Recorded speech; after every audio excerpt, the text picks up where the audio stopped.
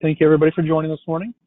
My name is Jeremy, as Ashley had mentioned, and today we're going to talk about some best practices for implementing and managing your Meridian system. So what are some key things that we can do as owners, users, whatever your role is with the system to really get the most out of your document management system? So today we're really going to focus on a product that's created by Accruent. So this company created the Meridian system. They've been running Meridian Power Web for a couple years now. So we're gonna go through some best practices on how to roll this out, some things to do when you're using the system, and just get the most out of how to use it. So just an introduction to me first. My name is Jeremy Clay. I'm born and raised in St. Louis, Missouri, and recently have just made a transition down to Texas. So we're living just outside of Dallas, Texas now. I've been with Hagerman Company. Just to give you some background, I'm sorry. I got a bachelor's degree of architectural technologies. I received that from Rankin Technical College in St. Louis in 2009. Since then, I worked for Mallinckrodt Pharmaceuticals for about 13 years. Started off doing some CAD drawing markups, and have worked through the company there doing more involved things with project management and with the Meridian system, the implementation and management of it. Here over the last almost 2 years, I transitioned over to Hagerman. Been doing new installations, upgrades, and just some technical support for the Meridian system. All right, so today let's go over an overview of some of the topics we're going to cover. So first, one of the key points I wanted to touch base on is users really need to understand the Meridian system, how it's set up, what's involved, the components that are licensed, and how everything just kind of works and ticks and ties together. That's a huge piece of getting the most out of your system is first just understanding what components are there and how they tie together and how you can leverage them. The next topic we're going to touch on is going to be a practice that I really picked up on my experience at Mallinckrodt was, hey, design a project or a system charter that really defines who's involved with processes, who's responsible, and what roles are. That way there's no confusion. Another key thing is when you're doing upgrades or changes in systems is we really got to back up information and make sure that we're not losing or modifying things in a production environment without being cautious. So we're going to talk on doing backups and what key parts involved in that. Developing and following a validation plan. I know the word validation kind of is intimidating and scares a lot of people, but there's very different stages of validation. So I always suggest that, hey, at least have a plan together, make sure you follow and execute on it. The next topic is going to be clear and consistent communication. So communicate to your users of the system and just be very clear and upfront with them. If things change, make sure your message is delayed or is put out there and everything is followed and you're just open communication. That way everybody's on the same page and things can go smoothly.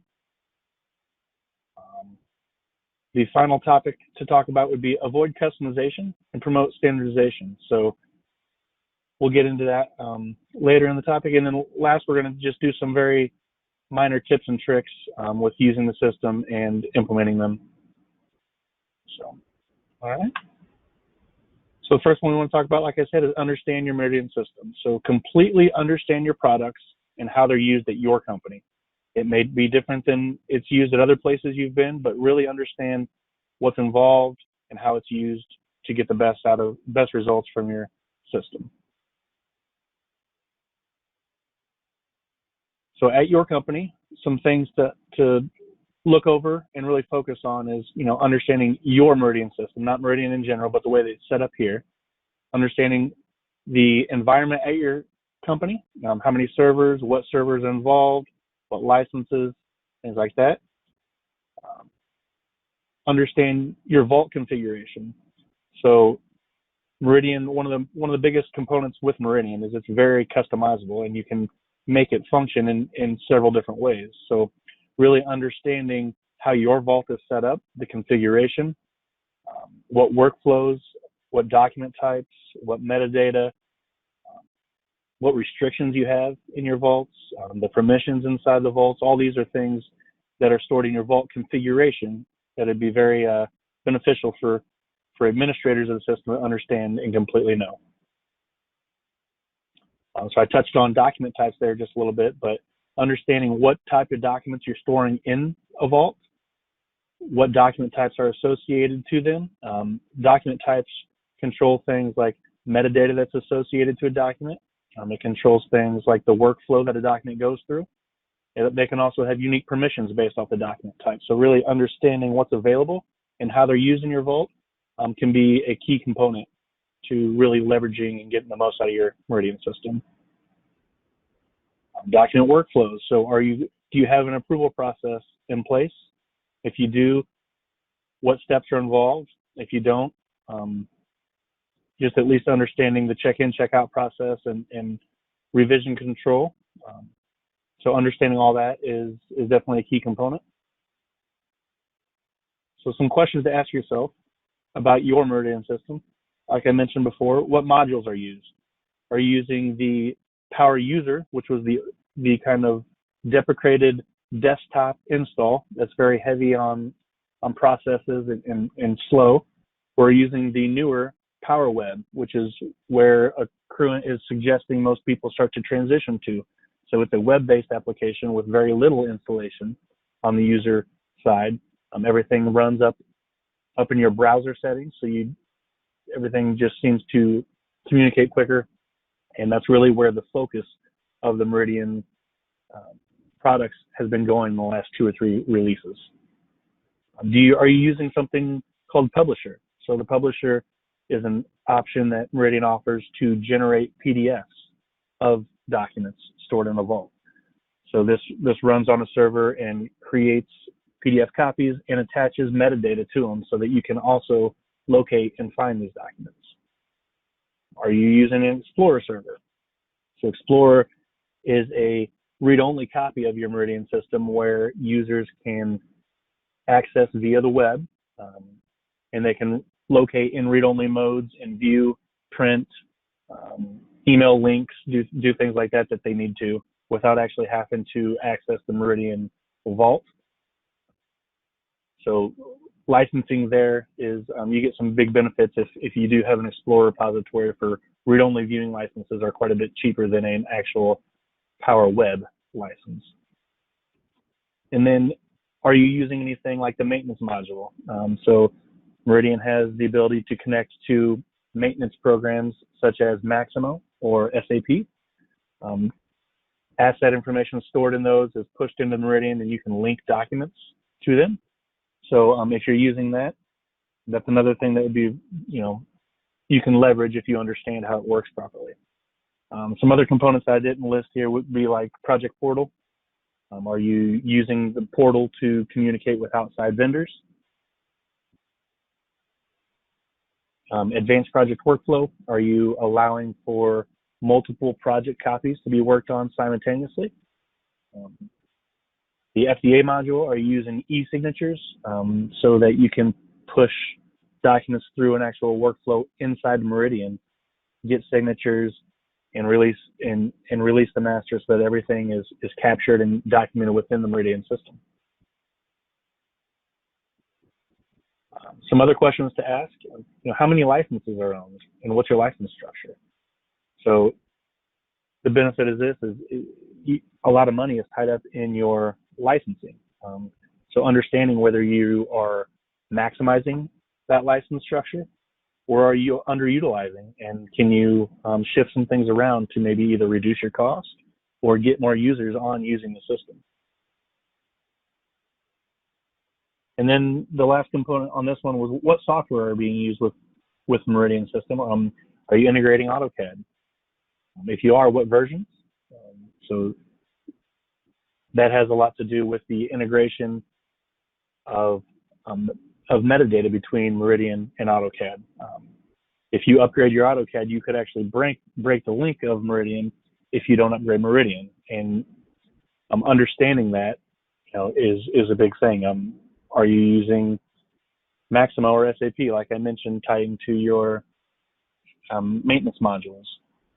Are you using Project Portal and SharePoint, tying into those other things? So just understanding what softwares you're using in conjunction so that you can see the full picture of a Meridian is definitely a key to understanding your software.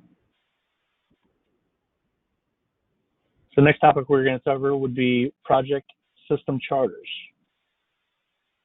So if you create a project or a system charter, it clearly establishes roles, responsibilities, and expectations of the system. So what this is you're just clearly defining who's involved, what's involved, and what our expectations are for the system.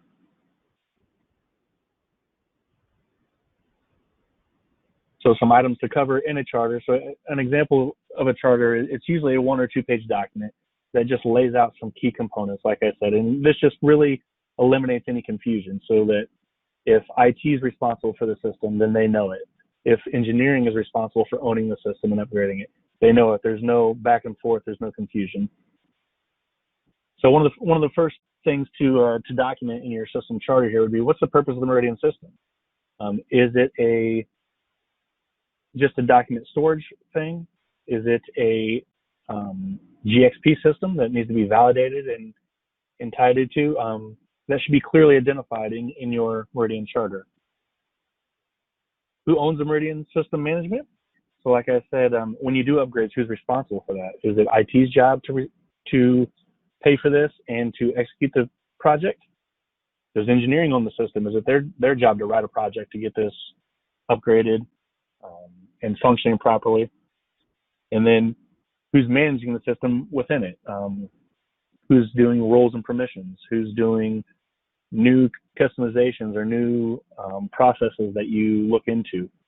Just clearly identifying who's going to be responsible for the system is key. What's the scope of the Meridian system? So like I mentioned, is it GXP system, or is it just a document repository? Is it going to tie to other systems? If it is, make sure that works correctly. Are there any specific restrictions that you need to keep in mind if you're tying into other systems? Are there limitations for the Meridian system?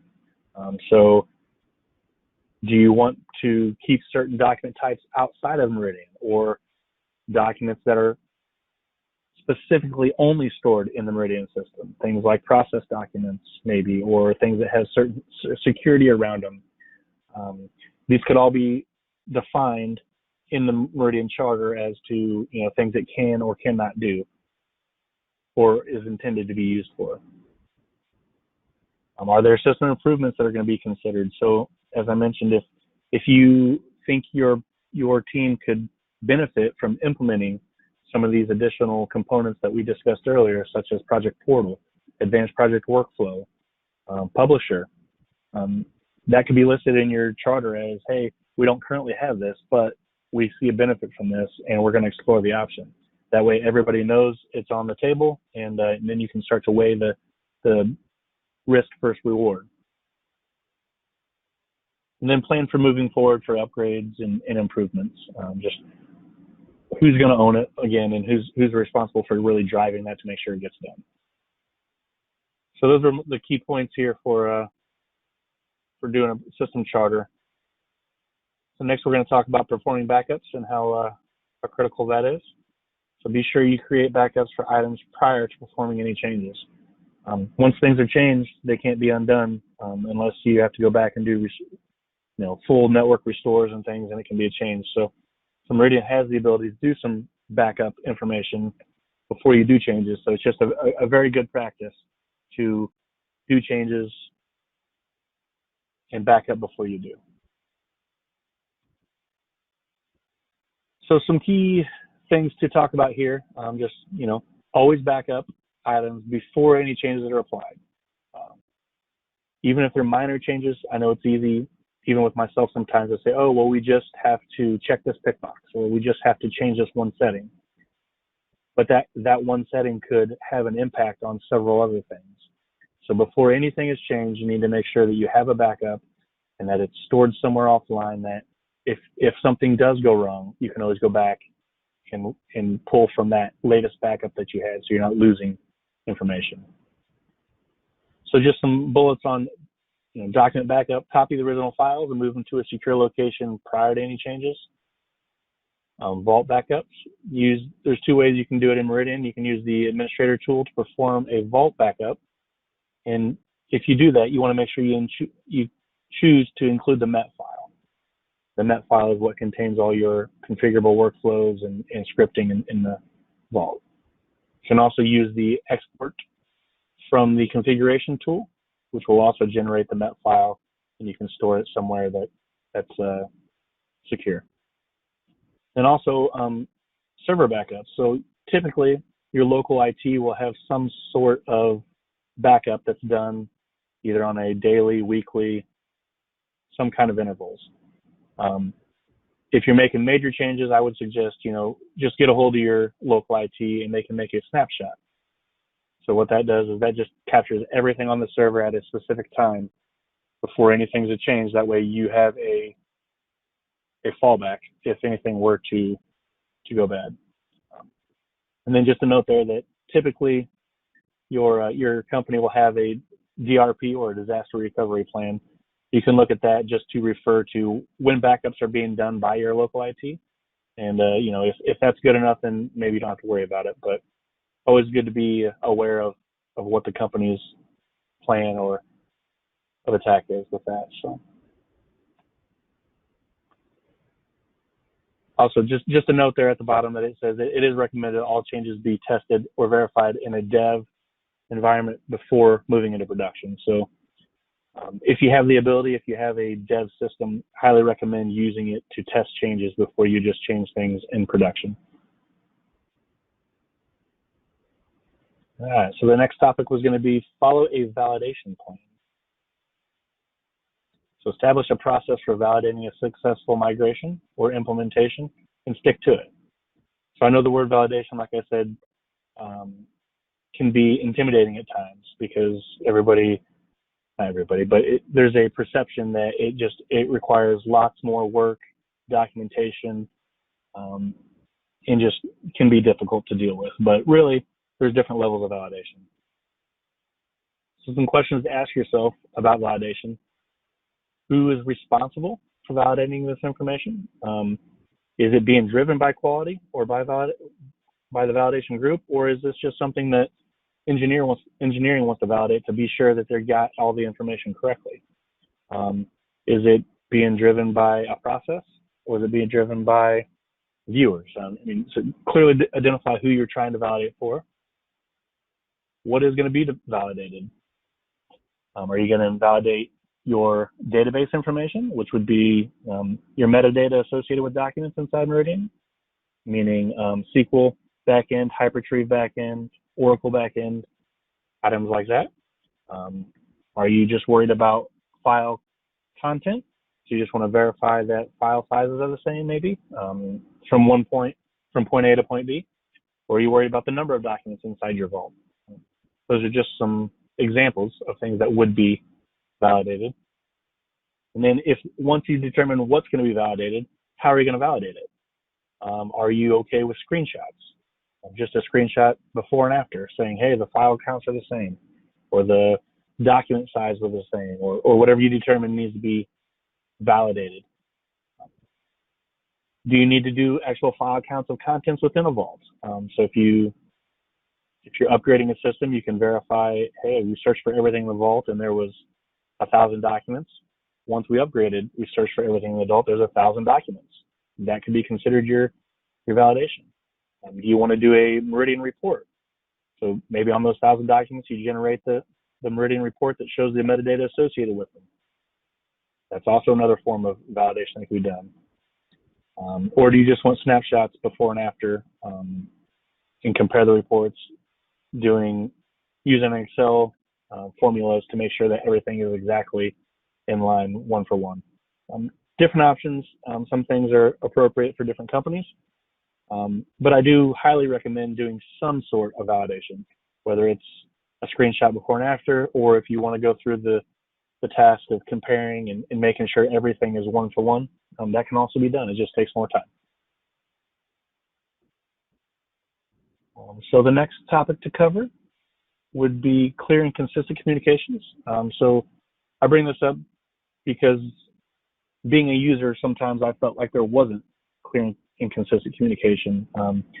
So just communicate all software changes to users in the system and be clear and consistent with that communication. So if you have a timeline, let the users know what the timeline is. If something changes, just be upfront and let them know that, hey, this changed, here's our new expectation. I think you get confidence from users and from your team when you're very consistent with this. So some methods of, I don't think this is going to be new to anybody, but some forms of communication that you can use to just be sure that you are on top of it and you're being consistent. You can use email notifications. When you're doing those, you can email specific users if you have a small group of people that are being affected. You can use full domain groups. So if there's a full team that is identified as, let's say, engineering, you can email a full group. You can email them, or even use company-wide email chains. Depending on what's changing and who's affected, will help you determine what the appropriate method of communication is. Some other ways to communicate: social media platforms. Microsoft Teams is a newer, I guess, technology that's being used and leveraged to communicate with users in specific groups. It's worked with several clients who are using that on a daily basis to communicate, and it seems to be pretty effective. So that's one way. SharePoint sites. So if there's a project SharePoint site or a group SharePoint site that you can share information to, that's another way that you can be consistent with it. Or if you have a company intranet site, you can put communications on there so that everybody in the company gets the same information, and it's very consistent, like I said. So when you do these communications, some things to make sure you communicate. First thing, overview the changes. So don't just tell them something's changing. Be detailed with it. So, hey, here's an overview of what's going to change. The system's going to be blackout, and it's going to affect the appearance of it, or it's going to add additional fields, or whatever the changes are going to be. So you want to make sure you overview that. So then you can talk about the impacts of the change. So if something's going to change, how is it going to change, and who's it going to affect? Is there going to be downtime? If it is, make sure you communicate that and just be very diligent with downtime. And then along with the downtime, what's the duration of this downtime? Is it going to take a day? Is it going to take 3 days, 5 days, a week, whatever it is? Just be sure that you're communicating that so that people are all on the same page and there's no surprises. So once again, talking on timing of changes, when will they apply? So how long is it going to happen? When is it going to take effect? And when will it be live again? So contacts for the changes, this is one that I feel gets overlooked a lot.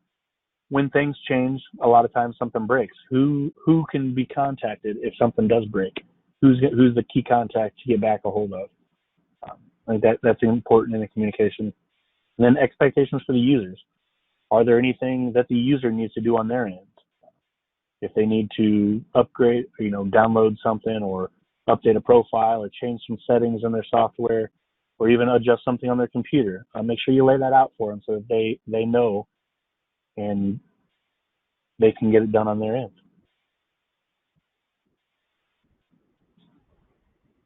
All right, so another thing to talk about here would be avoid customization and promote standardization.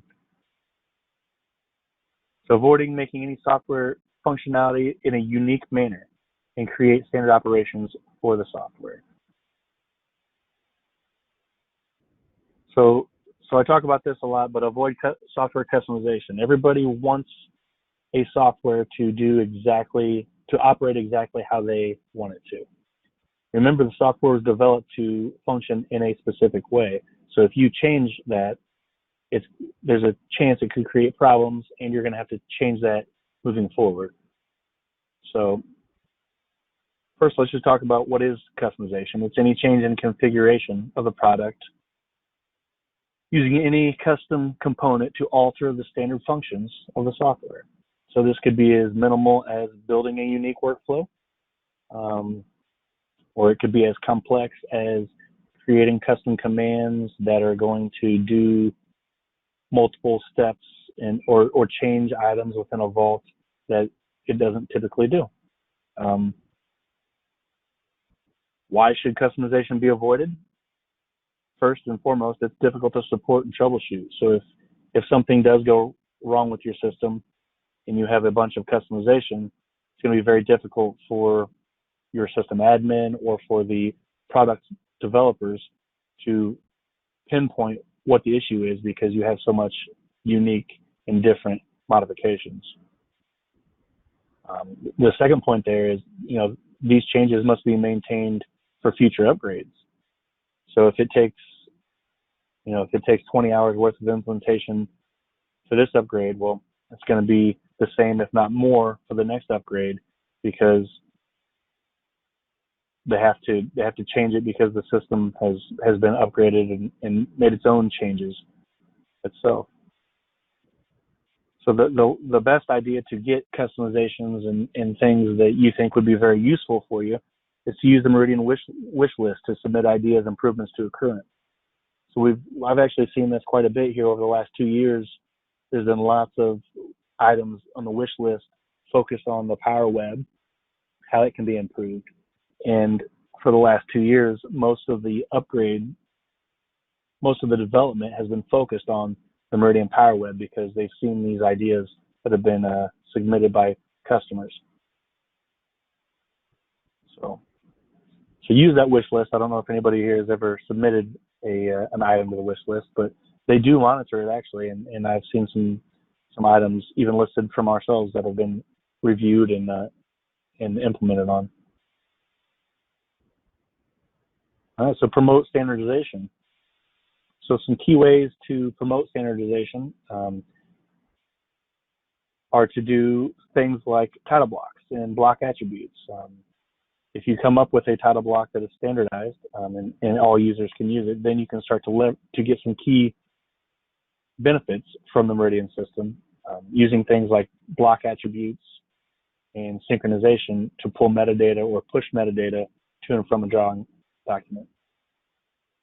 Standard symbology. So understanding what a drawing actually means is much, much easier if users start to use standard symbology and abbreviations. The last bullet was abbreviation and acronyms. So between multiple sites, if you have multiple sites, or even between multiple drawings, if you start to standardize on what abbreviations are used and what acronyms are used or what symbology is being used,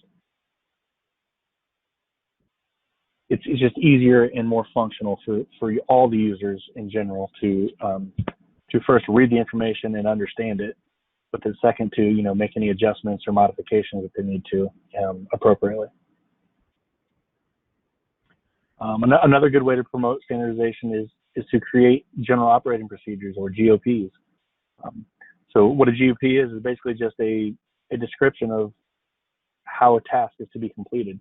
So you just go through and line by line explain how things should be done, so that way everybody's on the same page. And then the last key component, which I know a lot of times it's tough to fit this one in, but train users on how to use these materials. So a lot of times you'll go through creating title blocks and symbols and abbreviations, create GOPs, but there's no official training that gets done. I think that's key to relaying to the users what the expectation is and how it's to be done, is by training these users. So train the users. You can do it using web meetings. You could record a web meeting and send out the recording afterwards. But I think that's a key component to promoting your standardization is training users as well. All right, so I'm going to take a second here and we're going to ask 2 poll questions. So what that is, these are going to be very, very simple, but I just wanted to get an idea of the users who are here, what software is being used and what we're using it for. So the first question here would be, what Meridian interface is being used to view and edit in the Meridian application? So I do believe Ashley just rolled out the poll question here. So if you look in your meeting controls item there, go ahead and take a minute and choose one of the options we're going to go through here. So are you using the Power Web Desk Client, the Power Web client, which is the web-based, Explorer client, which is read-only from Accruent, or QVP, which is read-only from the Hagerman software. I'll give you a few seconds to go ahead and fill these out if you would, please. We'll go over some results and just see what everybody on the call here is using the most of.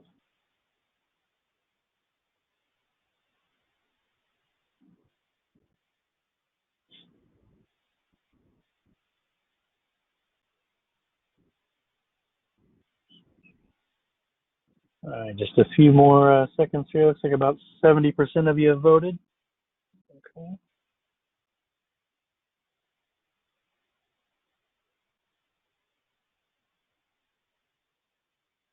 All right, so it looks like some good results here. It looks like about 70% are using the Power Web, which is good. So I know that's where Accruent has started to kind of suggest people should be using. Now I'm not saying that they can't. It looks like about 30% of users are still using the desktop client, which the only downside with that is it's not really being developed anymore.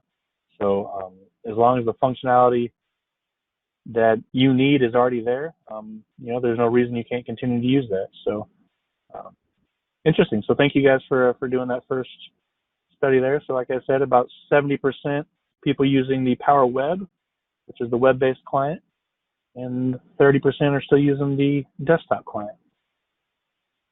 So I was going to do one additional question. Are you using, when you view documents, are you using the renditions or are you using native files? So I believe the second question has just been kicked off. So if you would, go ahead and answer that, and we'll talk about what the differences is. So if you're viewing AutoCAD native files or Word documents or other files stored in the system, and you're just looking at the native document, or are you looking at PDF renditions, which are PDF copies of the file or of the documents that are generated using the publisher and has metadata associated with it so that you can look at it, but typically users don't have the ability to modify that document. So give you about 10 more seconds. Looks like most people have voted.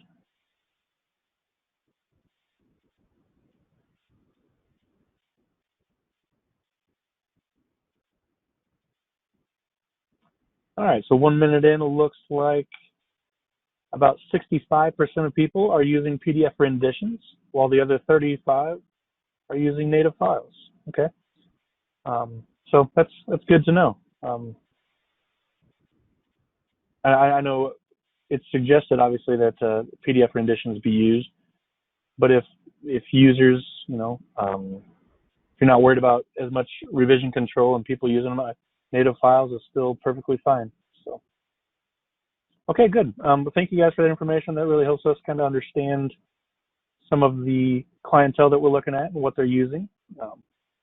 If you have any questions about any of that stuff, feel free at the end here to ask some questions about what the benefits are or why you should or shouldn't be using this or that. But I appreciate your time and the input there. So let's go ahead and move on and just go over a few tips and tricks through implementation. So some things to keep in mind for upgrades or implementations in Meridian. So one, I touched on this earlier, but Meridian does have a wish list, which is located inside your client. And what this does is it basically just interacts with the Accruent development team and lets them know what your thoughts are. So you can say, hey, I really hate this option, or I love this option, or anything between. Hey, it would be nice if we could, whatever your thought may be. So I just highly encourage you, if you have not before, to go ahead and use this wish list and just let Accruent know, hey, just give them some feedback. Your voice can't be heard if you do not share it. So that's your opportunity to reach out to them. So technical support. Leverage your support contracts with Hagerman and or Accruent. So I know several customers that we deal with have support contracts with us. So feel free to reach out with any issues or problems that you may be having, and let us support you like we intend to.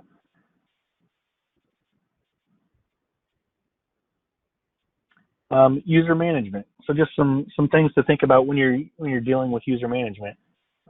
You can use Active Directory groups to populate information for Meridian profiles. So if your company has Active Directory already set up and you have user information in there, we actually have the ability to have Meridian pull information from that Active Directory group and populate inside the Meridian system, so that you're not having to manually enter information, and so that it's consistent throughout the company.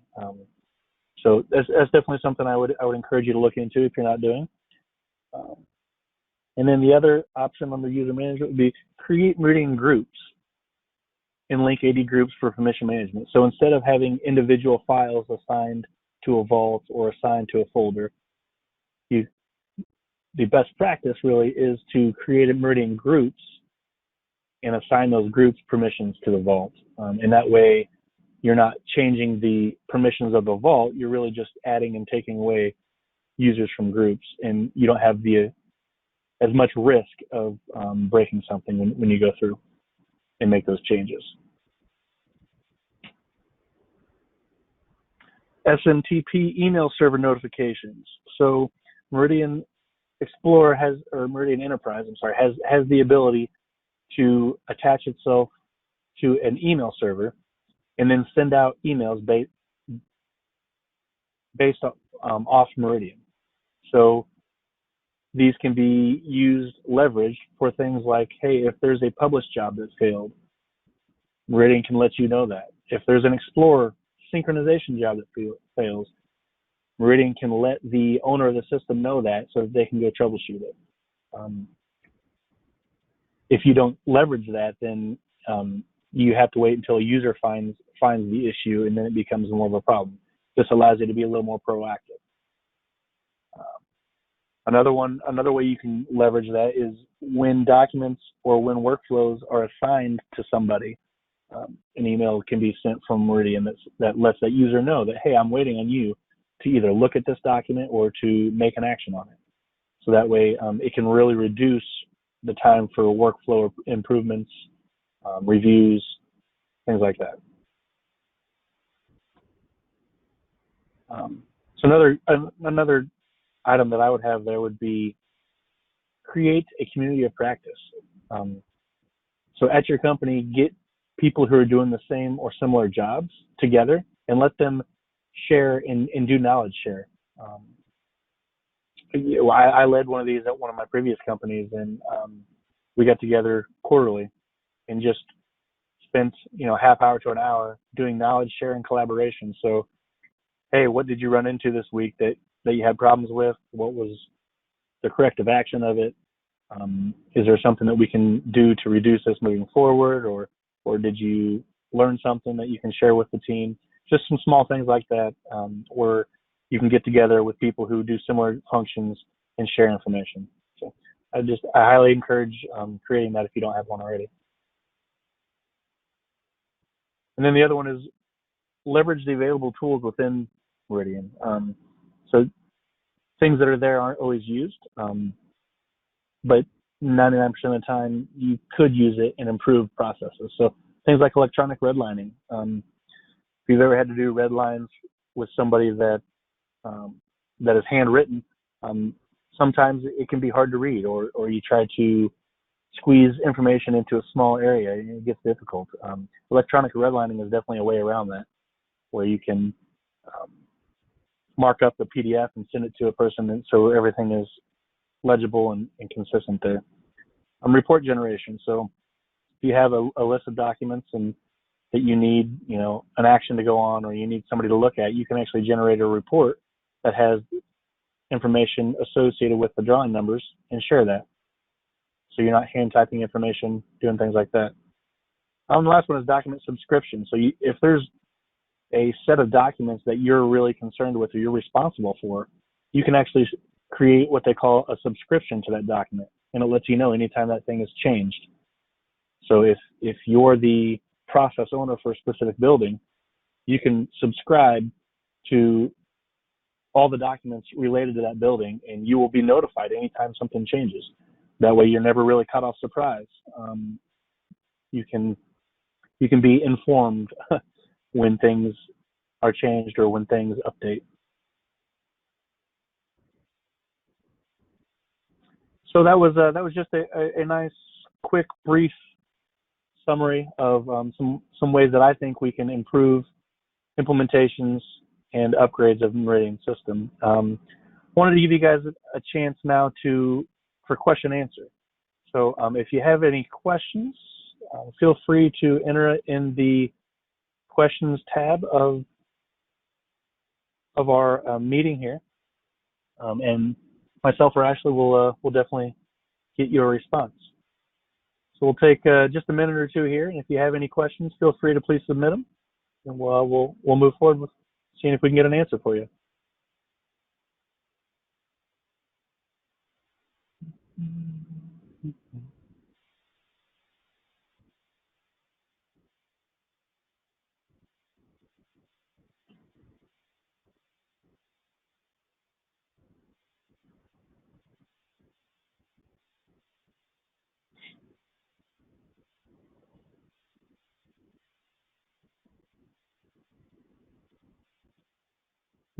No questions from anyone, huh? Okay, well that's fine.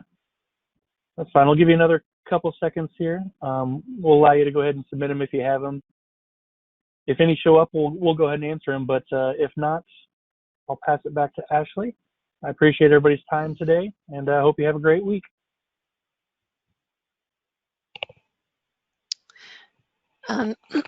Jeremy, there was one question that just popped in. Yep, I see it now. I'm reading over it now. Okay. Where'd it go? All right. So the question was something you said at the beginning. I have Meridian 2018 with AutoCAD MEP 2021. Could that be why viewer crashes? Possibly. So the versioning of Meridian and AutoCAD is definitely a key component in there. If you're using a newer version of AutoCAD, it could definitely cause some issues with Meridian. My first suggestion would be to try to save the file down to the 2018 format and view it inside Meridian. You can do that using the native application or using DWG TrueView. It'll allow you to save backwards down to the correct version. So I would definitely try that. And if you continue to have issues, yeah, let us know. We can look at that. Are you looking at native files or renditions? I'm guessing native, but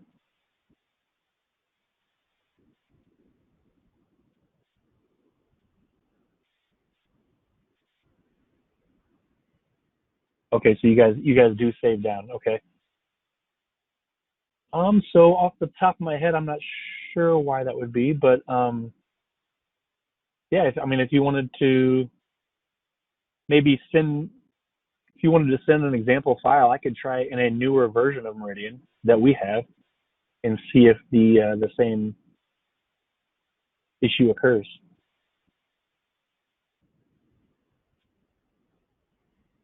So that'd be my suggestion. If you could send us a copy of a file, then maybe we could try it in a newer version and see if the viewer still loads or has any issues.